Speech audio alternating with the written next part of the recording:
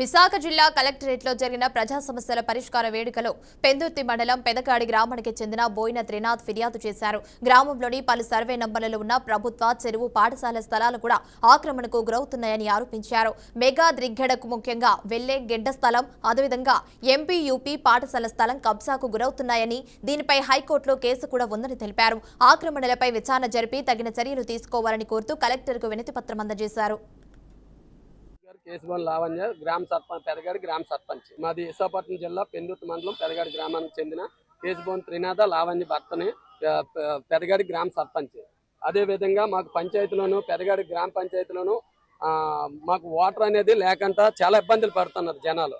ఆ ఇబ్బందుల గురించి వాళ్ళు వచ్చి మా ఇంటి మీద ఇదవుతప్పటికి నేనేం చేశానంటే ఇప్పటికే పీజీఆర్ఎస్ లో పెడదామని కంప్లైంట్ కానీ నేను వచ్చాను.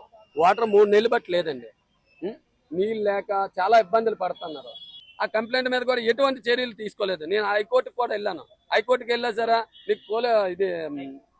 నీకు ఈ రిపోర్ట్ ఇవ్వలేదు కాబట్టి ఆ రిపోర్ట్ ప్రకారం నాకు ఆ ఫోటో చూపెడితే మీరు ఆశ్చర్యపోతారు. అటువంటి అంత దారుణంగా ఉంటుంది ఆ ఫోటో, అంగం పైన కొట్టిన ఫోటో.